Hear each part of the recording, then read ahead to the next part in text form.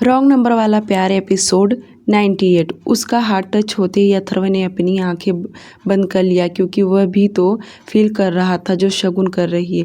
बल्कि अब वह अथर्व पर मुस्कुराने लगी, मुस्कुराते हुए अपना चेहरा नीचे झुका ली और एक ही बार में झुककर किस करने लगी। उसका ऐसा करना कि अथर्व तुरंत अपनी आंखें बंद कर लिया और अपने दोनों हाथ सोफे पर टिका दिया। अब वह भी लंबी लंबी सांस भर रहा था। अब अथर्व की बारी थी कि वह बेकाबू होने लगा। वह दोबारा से आंखें बंद किया और दांत पीसते हुए कहा, शगुन ये क्या कर रही हो? छोड़ो। मुझे लगता है तुम्हें इसका अंजाम पता नहीं कि क्या हो सकता है। मैंने कहा छोड़ो। उसकी बातों को शगुन बिल्कुल भी सीरियस नहीं ले रही। वह तो सिर्फ अपने काम में लगी थी। करीब 10 मिनट तक शगुन ऐसे ही करती रही। उसे अब इतना तो समझ गया था कि अथर्व कब हार्ड होता है और कब नहीं, बल्कि उसे काफ़ी कुछ समझ आ चुका था। वह अपना चेहरा ऊपर करके टेढ़ा मुस्कुराते हुए बोली, अब आपको कैसा लग रहा है? आई होप मैं आपकी तकलीफ़ समझ सकती हूँ, क्योंकि कुछ देर पहले मैं भी इसी तरह तड़पती थी जैसे कि अब आप तड़प रहे हैं। पर क्यों आप अपने आप को तकलीफ़ दे रहे हैं? मैं तो आपके सामने खड़ी हूँ, बस आपको आगे बढ़ने की ज़रूरत है। अथर्व उसे धक्का देने की कोशिश किया कि उतने में शगुन एक बार फिर से बोली, ठीक है, अगर आपसे यह सब नहीं होगा तो मैं किसी और से यह सब करवा लूँगी। उसके मुंह से ये शब्द जैसे निकला कि अगर अथर्व उसके साथ इंटीमेट नहीं हुआ तो वह किसी और के साथ कर लेगी। यह सब जैसे अथर्व के कान में गया कि वह उल्टे हाथ से उसके गालों पे दे मारा, और उसका इस तरह से मारना शगुन का चेहरा दूसरी तरफ झुक गया और वह अपने हाथ से अपने चेहरे को पकड़ मुस्कुराने लगी, जैसे कि उसने बहुत ही अच्छा काम किया हुआ था। वह उसे शाबाशी दिया है। शगुन अपना गाल पकड़ के अपना चेहरा सीधा की और अथर्व को देख मुस्कुराते हुए कहने लगी, पता था मुझे आप ऐसे ही सज़ा मुझे देंगे, क्योंकि आप मुझे किसी और के साथ नहीं देख सकते। आप आज मुझे इतना प्यार करते हैं जितना कि कल करते थे। देखा नहीं, जैसे मैंने अपने मुंह से किसी और का नाम ली तो आपको बुरा लग गया। शगुन सच में आज अथर्व के पेशेंस का बहुत टेस्ट ले रही थी। अथर्व ने एक झटके में उसके बालों को पकड़ पीछे की ओर झुकाया और गुस्से भरे लहजे में कहा, क्या कहा तुमने? किसी और के साथ सोना है तुम्हें? बहुत गर्मी आ गया है तुम्हारे अंदर जो ऐसे नहीं निकलेगा, और मुझे पता है तुम्हारी गर्मी कैसे उतरेगी। चलो अब हो जाओ रेडी। इतना बोल अथर्व उसे सोफे पर उसे पटका और उसके बचे हुए कपड़ों को निकाल फेंका। शगुन मुस्कुरा रही थी जैसे कि उसने कोई बहुत बड़ा जंग जीत गई हो। अथर्व अपना पूरा गुस्सा उस पर निकालने लगा। वह बेरहमी से उसके साथ पेश आ रहा था, क्योंकि उसे बिल्कुल भी बर्दाश्त नहीं हुआ कि शगुन किसी और के साथ सोने की बात कही। वहीं शगुन बहुत खुश थी, कम से कम अथर्व ने स्टार्ट तो किया। इससे उसे प्रूफ होगा कि अथर्व उसे अभी भी किसी और के का होता नहीं देख सकता। दोपहर के 12 बजे शगुन अपनी आंखें बंद किए ही चिल्लाए जा रही थी, अथर्व प्लीज़ रुक जाइए, मुझे बहुत दर्द हो रहा है, प्लीज़। शगुन इस वक्त पसीने से भीगी हुई थी, उसके बाल भी पूरे बिखर चुके थे।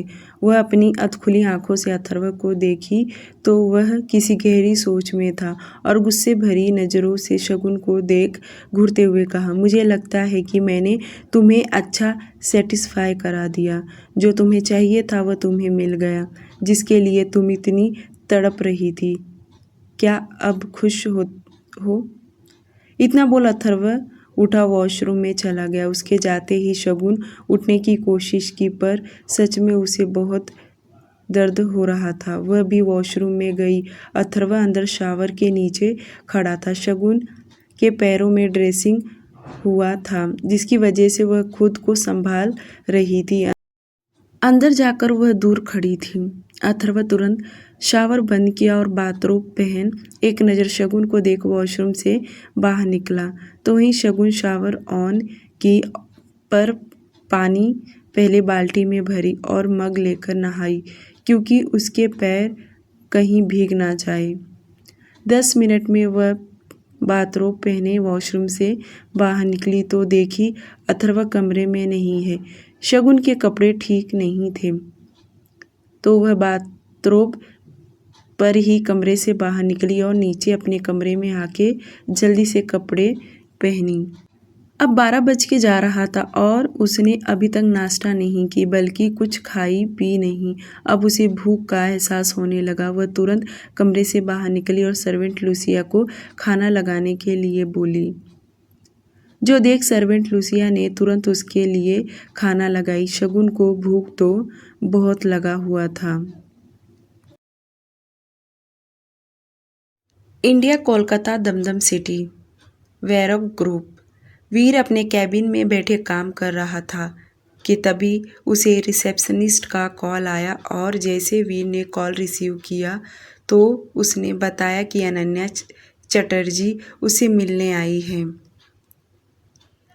उसका नाम सुनकर तो वीर के चेहरे का रंग ही बदल गया और वह सोच में पड़ गया कि अनन्या की इतनी हिम्मत कि वह वापस उससे मिलने उसके ऑफिस आ गई।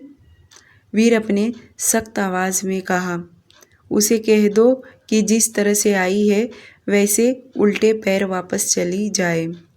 मुझे उससे मिलने में कोई इंटरेस्ट नहीं। जो सुनकर रिसेप्शनिस्ट ने अनन्या से कहा कि सर आपसे मिलना नहीं चाहती। ये सुनकर अनन्या को बहुत गुस्सा आया पर वह गुस्से से अपना काम नहीं बिगाड़ना चाहती बल्कि इस बार तो उसका प्लान ही कुछ अलग था। वह तुरंत गिरगिट के जैसा रंग बदलते हुए बोली, उनसे कह दीजिए कि मुझे भी उनसे मिलने का कोई शौक़ नहीं है पर ऐसी कुछ बात है जो बताना बहुत ज़रूरी है। बस वही आई हूँ बताने के लिए। रिसेप्शनिस्ट ने वापस कॉल नहीं लगा रही थी कि क्योंकि उन्हें भी पता है कि उनके बॉस ने एक बार ना कह दिया तो ना के बराबर होता है। पर अनन्या यहाँ से जाने का नाम नहीं ले रही थी। उसे एक बार वीर से बात करना ही था। जो देखकर रिसेप्शनिस्ट ने वापस वीर को कॉल लगाई। उसने थोड़ी देर रुक कर उसका कॉल रिसीव किया। वह कुछ कहता कि उसके पहले ही रिसेप्शनिस्ट ने रिक्वेस्ट करते हुए बोली, सर अनन्या मैडम बहुत जिद कर रही हैं। उन्हें आपको इम्पोर्टेंट बात बताना है तो क्या आपके पास टाइम है उनकी बातें सुनने के लिए। वीर उसे अपने सामने बिल्कुल भी नहीं देखना पसंद करता पर बहुत कुछ सोचने लगा और फाइनली उसने डिसीजन लिया कि वह एक बार अनन्या से मिलकर बातें करेगा। आखिर वह ऐसा क्या इम्पोर्टेंट बताना चाहती है। उसका ऑर्डर सुन रिसेप्शनिस्ट ने कहा, अनन्या मैम आपको सर ने अपने कैबिन में बुलाया है।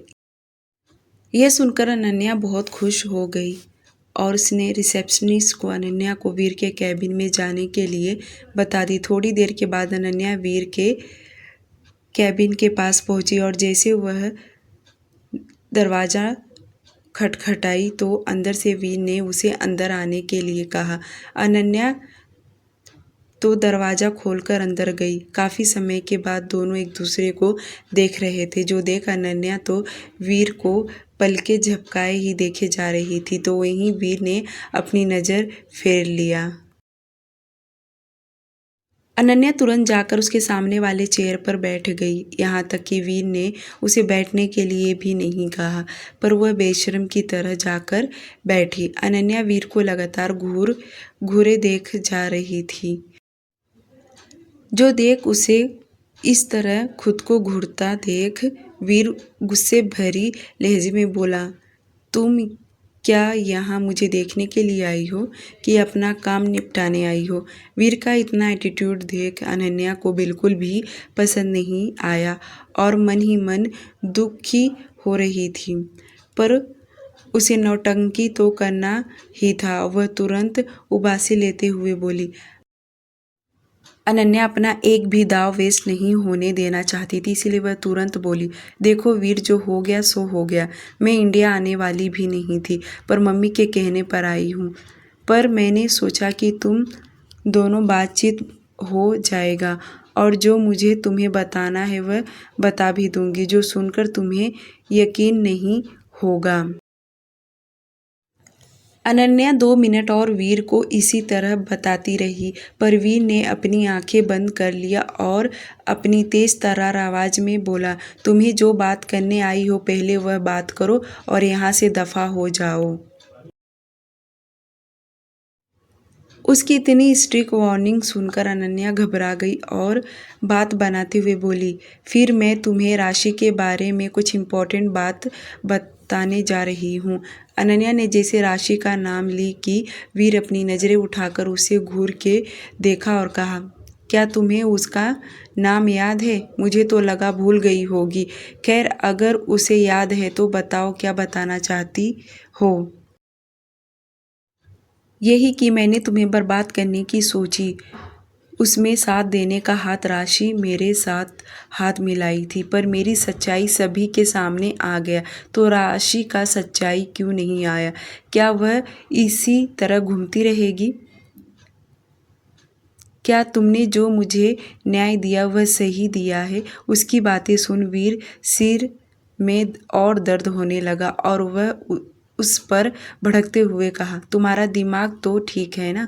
तुम क्या बकवास बातें किए जा रही हो? मैं राशि पर यकीन कर सकता हूँ, पर तुम पर नहीं, और इस बार तो बिल्कुल भी नहीं। पता नहीं तुम्हारे दिमाग में क्या चल रहा है। और रही बात सच्चाई, तो सच्चाई मुझे पूरा पता चल गया है। अब तुम यहाँ से निकलो और दफ़ा हो जाओ। वीर उसे बार बार अपने कैबिन से बाहर जाने के लिए कह रहा था। अनन्या वहीं टेबल पर जोर से हाथ मारते हुए बोली, जब पहली बार तुमने पार्टी रखा था, उस पार्टी में मेरे और राशि के बीच में रिश्वत का गेम चालू हो गया। इसके बदले में वह बहुत बड़ा अमाउंट चार्ज की थी। अगर तुम्हें यकीन नहीं तो मेरे पास प्रूफ है। अनन्या की किसी भी बात को वीर यकीन नहीं कर रहा था, बल्कि वह तो बहुत चिढ़ गया और अनन्या राशि के बारे में इल्ज़ाम लगा रही थी।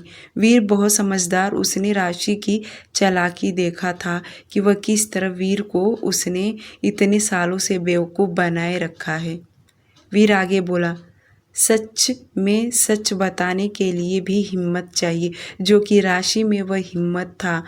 और उस लड़की की वजह से आज मुझे तुम्हारी सच्चाई पता चला, और तुम हो कि उसके बारे में मुझे आकर भड़का रही हो।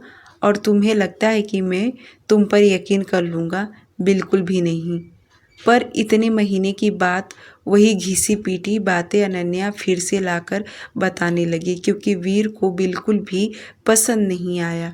वीर बहुत ही बर्दाश्त कर रहा था। अगर उसके जगह कोई और लड़का होता तो अब तक वह उसके मुंह तोड़ देता, पर लड़की होने के नाते वह अपने आप को कंट्रोल किया। एक बार बर्दाश्त करने का एक सीमा होता है, जो अब वीर को बिल्कुल भी नहीं हो पा रहा। वह तुरंत तेज आवाज में बोला, अनन्या, यहाँ से उठो और तुरंत बाहर जाओ। मैं तुम्हें बिल्कुल भी देखना पसंद नहीं कर सकता, और तुम्हारे यहाँ आने से निगेटिविटी कंपनी में फैल जाएगा। तो भलाई इसी में है कि तुम यहाँ से जल्द निकलो। अनन्या अपना मुंह आगे खोल रही थी कि वह कुछ और बताने वाली थी कि वीर अपनी उंगली से बाहर इशारा किया, और उसका यह ओरा बहुत ही अलग था। अगर अनन्या तुरंत ना उठती तो वह गार्ड्स को बुलाकर यहाँ से धक्के मरवा कर उसे निकलवाता था, जो देख अनन्या तुरंत चेयर से उठी और आंखों पर शेड्स लगाए बाहर निकली। अनन्या कैबिन से बाहर निकली, और वह जैसे बाहर आ रही थी कि वह मन में और भी नफरत भरते गया। वह अब वेरॉक ग्रुप को बर्बाद करने की सोची। अनन्या कंपनी आई हो, भला ऐसा हो सकता है कि किसी को ना पता चले? यह बात तो कंपनी के हर एक एम्प्लॉइज़ को पता चल गया, और राशि ने जब सुना तो उसका मन बेचैन होने लगा। उसे तो यही लगा कि ज़रूर अनन्या उससे बदला लेने आई हुई है और इस बार ज़रूर उसे बर्बाद करेगी। अब तो यह सोचकर राशि परेशान होने लगी। वह जानती है कि अनन्या किस हद तक गिर सकती है। उसे तो हर एक लड़ाई में जीत चाहिए। अगर वह नहीं जीती तो किसी और को भी जीतने का मौका नहीं देती। दूसरी तरफ शाम का वक्त, अथर्व का विला। दिन भर शगुन अपने कमरे से बाहर नहीं निकली क्योंकि सुबह सुबह से वह बहुत थक गई थी। वहीं अथर्व कभी अपने कमरे में तो कभी स्टडी रूम में रहकर काम किया। उसके बाद वह वर्कआउट करने लगा। रात को जब माहिर घर आया तो वह डिनर किया। डिनर करने के बाद वह स्टडी रूम में जा रहा था। उतने में शगुन उसे रोकते हुए बोली, मुझे आपसे बात करना है। जो सुनकर माहिर पहले तो शगुन को ऊपर से नीचे तक देखा, फिर कहा, हाँ कहो, क्या बात करना है। जो सुन शगुन अपने हाथों को आपस में उलझाते हुए उसे देखने लगी। माहिर सोचा समझा नहीं बल्कि शगुन को लेकर बाहर आया। दोनों गार्डन एरिया में खड़े हो गए। माहिर अपने दोनों हाथ जेब पॉकेट में डाले बहुत ही एटीट्यूड में खड़ा था और उसी अंदाज में बोला, हाँ बताओ, तुम्हें क्या बात करना है। जो सुनकर शगुन बोली, जो मैं कहने जा रही हूँ बहुत ही इम्पोर्टेंट बात है, तो प्लीज़ आप मेरी बातें ध्यान से सुनिए। मुझे लगता है आपको मेरी बात पसंद नहीं आएगी, पर जो भी हो, इससे हमारा फ़ायदा हो सकता है।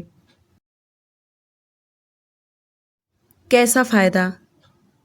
शगुन बोली, आप काया को ढूंढ रहे हैं और काया इतनी आसानी से किसी को मिलेगी नहीं। जैसे उसके मुंह से काया का नाम सुना कि माहिर तो चौंक गया और उसके तरफ देखते हुए कहा, तुम उसके बारे में क्या जानती हो और मुझे क्या बताना चाहती हो और कैसी हेल्प करना चाहती हो। शगुन अपने दोनों हाथ फोल्ड की और एकदम से उसके सामने जाके खड़ी होके बोली, देखिए, जो मैं कहने जा रही हूँ बहुत ही छोटी बात में शायद आपको पसंद भी नहीं आएगी। आप बड़े हैं और आप काफ़ी ज़्यादा समझदार भी हैं। एक बार मेरी बात पर गौर कीजिए। जैसे कि काया अथर्व को मारना चाहती है और वह अपनी नज़रों में उसे मार दी है। अगर आपने यह न्यूज़ पूरी दुनिया में फैला दिया कि अथर्व मर गया है और उसकी बीवी ने उसे जान से मारा है, बल्कि मैंने उससे बदला ली हूँ, यही सब न्यूज़ आपको बहुत तेज़ी से फैलाना है और जब यह न्यूज़ काया को मिलेगा तो वह सांप के बिल से बाहर निकलेगी और हम बड़े आसानी से उसे पकड़ सकते हैं।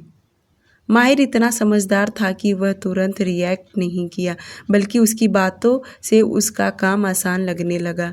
माहिर जो चुप था, अब कहीं जाकर अपनी चुप्पी तोड़ते हुए कहा, माना मैंने ये न्यूज़ पूरी दुनिया में फैला दिया और ये मैसेज काया को मिला भी तो क्या वह हमसे कांटेक्ट करने आएगी?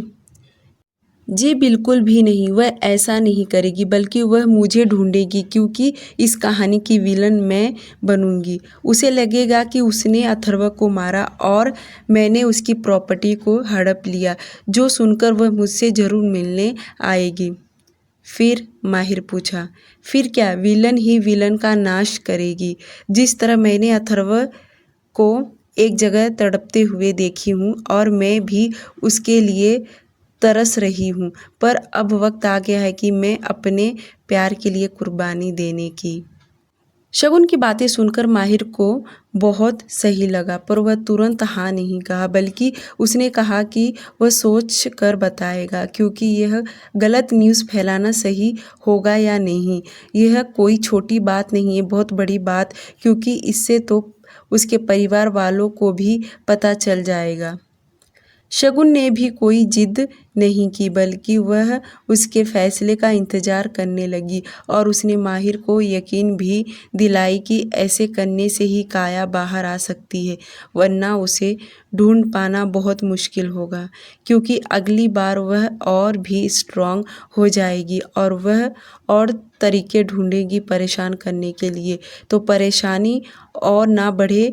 इस परेशानी को जड़ से ख़त्म करने के लिए एक बार तो प्रॉब्लम झेलना ही होगा।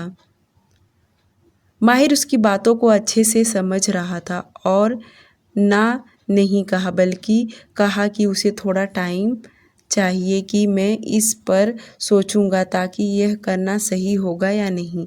वे दोनों गार्डन एरिया में खड़े होकर बातें कर रहे थे। ये पहली बार उनकी इतनी सीरियस कन्वर्जेशन था, क्योंकि जब अथर्व कोमा में था तो माहिर कभी भी शगुन से इतनी देर तक बात नहीं किया, बल्कि स्टार्टिंग में तो वह उस पर ही चिढ़ा हुआ था, पर धीरे धीरे वह समझ गया कि शगुन सही लड़की है। उसने उसका रिकॉर्डिंग भी चेक करने के बाद ही उसे यकीन आया, वरना वह इतनी जल्दी किसी पर यकीन नहीं करता।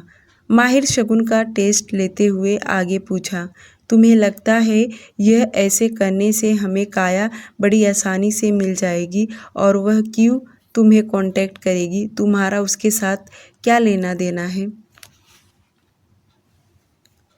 माहिर के सवाल सुनकर शगुन उसे क्लियर करते हुए बोली, मेरा उससे कुछ लेना देना नहीं है और ना ही मैं उसके साथ कोई मिली जुली हूँ। जब मैं कोलकाता में थी तब वह मुझे तरह तरह के ऑफ़र दे रही थी, जैसे कि अथर्व को बर्बाद करने के लिए। तब तो बहुत अच्छी लड़की बनकर आई थी, जैसे कि अथर्व ने उसकी दुनिया ही उजाड़ दिया हो और उसे न्याय चाहिए और वह मेरे थ्रू न्याय पाना चाहती थी, जो कि उसने किया भी। अगर वह चलकर आ सकती है तो हम क्यों नहीं? हमें भी इसी तरह जाल बिछाना होगा। अगर अथर्व इस दुनिया में नहीं है तो वाइफ ने पूरी प्रॉपर्टी हड़प लिया। जैसे उसे पता चलेगा कि मैं अथर्व की प्रॉपर्टी अपने नाम कर ली हूँ तो वह ज़रूर मुझसे बात करने आएगी, पता लगाएगी क्या सच में मैंने ऐसा किया है, और मैं भी उससे यकीन दिला दूंगी यही सही वक्त है, क्योंकि जिस दिन उसने अथर्व के ऊपर फायरिंग की तब से अथर्व एक बार भी बाहर नहीं गए और किसी को भी कुछ पता नहीं, तो यह न्यूज़ बहुत जल्दी वायरल हो सकता है।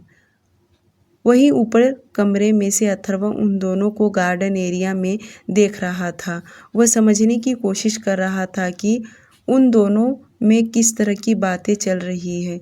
उसे तो अपने दोस्त माहिर के ऊपर खुद से भी ज़्यादा भरोसा है, पर वह जानना समझना चाहता था इतनी कौन सी सीरियस बातें दोनों कर रहे हैं, जो कि माहिर इतनी देर से उसकी बातें सुन रहा है, वह भी इतना ध्यान लगाकर।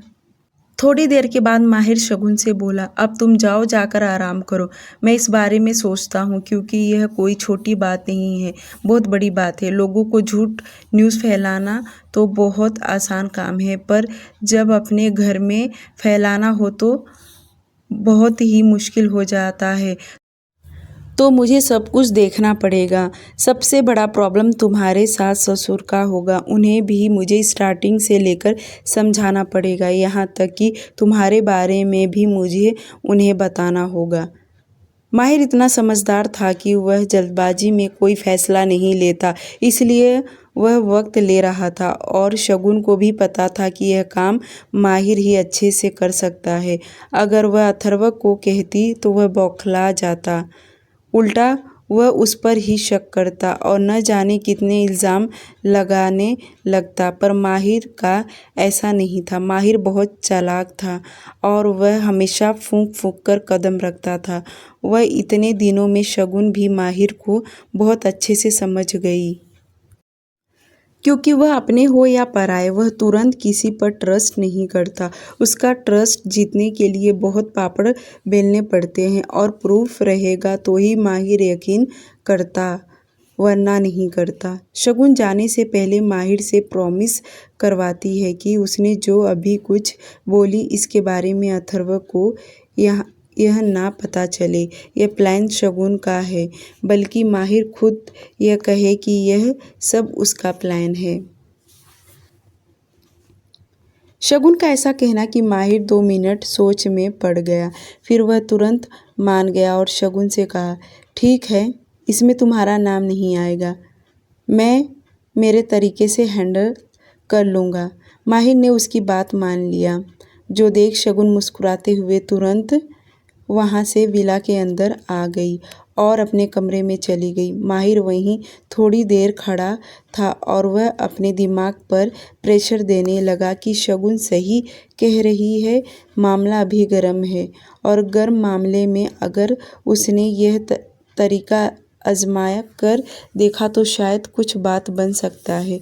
अगर यह ठंडा हो गया तो फिर से कोई नया तरकीब लगाने के लिए वक्त लगेगा और वह पता नहीं इस वक्त कहाँ छुपकर बैठी है।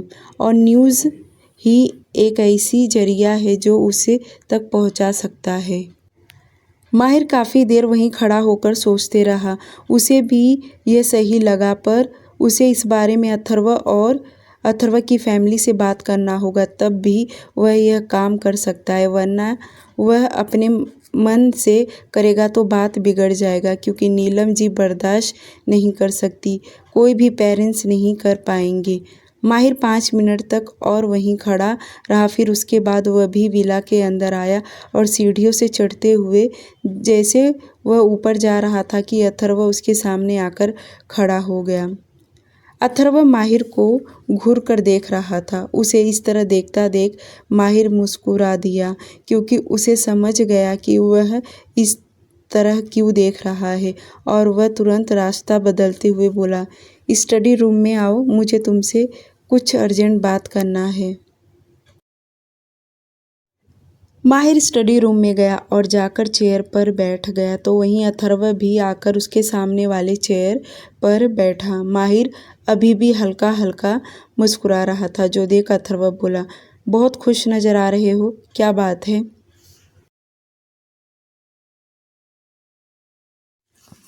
यह सुन माहिर बोला, हाँ, खुश तो नज़र आ रहा हूँ, क्योंकि पहली बार कोई मुझे सही इंसान मिला है। यह सुन अथर्व आईब्रो उचकाते हुए कहा, और वह सही इंसान कौन है? माहिर एक पैर दूसरे पैर पर रखा और अथर्व को थोड़ा परेशान करते हुए कहा, सच में तुम्हारी वाइफ तुमसे ज़्यादा समझदार है। चलो, इस घर में कोई तो समझदार इंसान आया, वरना तुम्हारा क्या ही होता। अब तुमसे तो डील नहीं करना पड़ेगा, तुम्हारी वाइफ को ही सब बता दूं, वह तुमसे अच्छा काम करेगी। शगुन की तारीफ सुन अथर्व पहले तो कुछ बोला नहीं, फिर उसके बाद कहा, हाँ, देखा मैंने, वह तुम्हारे साथ ही बातें कर रही थी। बातें करने से ही इंसान की पहचान नहीं होती, काबिलियत भी देखना पड़ता है। अथर्व का इतना कहना कि माहिर अब जोर से हंस दिया और अपने दोनों ताली बजाते हुए कहा, ओ माय गॉड, ये तुम कह रहे हो? अगर तुम्हारे में काबिलियत है तो तुमने भी उसके अंदर कुछ तो देखा ही होगा ना, इसलिए तो वह तुम्हारे साथ है। और क्या कहा तुमने कि हम दोनों अभी बातें कर रहे थे, तो कहीं तुम जल तो नहीं रहे ना हमसे? जलन वाली शब्द सुन अथर्व बुरा सा चेहरा बना लिया और कहा, जलन और मुझे तुमसे इस जन्म में तो बिल्कुल भी नहीं, और रही बात यह शक वगैरह, तो मैं तुम पर कभी नहीं कर सकता हूँ, क्योंकि मैं खुद से भी ज़्यादा तुम पर भरोसा करता हूँ। तो यह वहम तो हम दोनों के बीच में कभी आ ही नहीं सकता। पर तुम्हें यह पूछ रहा था कि वह क्या कह रही थी। माहिर अभी तक मजाक में बातें कर रहा था, अब वह सीरियस हो गया और अपनी फर्स्ट फिंगर से अपने चीन पर फेरते हुए कहा, अथर्व, एक अच्छा आइडिया है मेरे पास, कहो तो बताऊं। हम काया को पता है कि तुम मर गए हो, तो क्यों ना इस झूठ को थोड़ी दिन और बरकरार रखे, ताकि यह न्यूज़ पूरी दुनिया में फैल जाए या अथर्व अडानी मर गया है और उसे करने के पीछे उसकी बीवी का हाथ है। जहाँ तक मरने की बात थी, अथर्व बड़े ध्यान से सुन रहा था, पर बात जब शगुन की आई कि वह इस न्यूज़ की विलन रहेगी तो वह तुरंत रिएक्ट करते हुए बोला, ये क्या बकवास है, बिल्कुल भी नहीं, मैं इन सब में उसको घसीट नहीं सकता। और रही बात फैमिली, उन्हें इन सब से बहुत प्रॉब्लम हो जाएगा। जितना ये सब आसान लगता है उतना आसान नहीं है। ये सुन माहिर ने कहा, अभी कुछ देर पहले मैं शगुन के साथ इसी बारे में बात कर रहा था, वह तो एग्री हो गई और मान भी गई, तो तुम्हें क्यों दिक्कत हो रहा है? और फैमिली का तो तुम फिक्र करो ही मत, क्योंकि मैं खुद उन्हें यह सब बताने वाला हूँ। ये सुन अथर्व अपना आईब्रो सिकुड़ाते हुए कहा, क्या कहा तुमने? वह मान गई? हाँ, मान गई वह। यकीन नहीं तो जाओ तुम खुद ही पूछ लो। माहिर का इतना कहना कि शगुन मान गई तो अथर्व मन ही मन कहने लगा, हाँ मानेगी क्यों नहीं, क्योंकि वह भी तो यही चाहती है कि मैं मर जाऊं। और अभी भी निशाना से उसने यह कह दिया कि मैं दुनिया वालों की नज़रों में मर जाऊं। अथर्व लंबी सांस छोड़ते हुए इधर उधर देखने लगा। उसको इस तरह देखता देख माहिर भी समझ गया कि उसे बुरा लगा है, तो अथर्व अपनी फैमिली की फ़िक्र करते हुए कहा, मुझे सिर्फ मॉम डैड के लिए फ़िक्र हो रहा हूँ। उन्हें इतनी सारी सच्चाई एक साथ पता चलना बहुत मुश्किल हो जाएगा। माहिर उसे हौसला देते हुए कहा, तुमने कोई क्राइम नहीं किया है, बल्कि तुमने प्यार किया है और शगुन तुम्हारी बीवी है।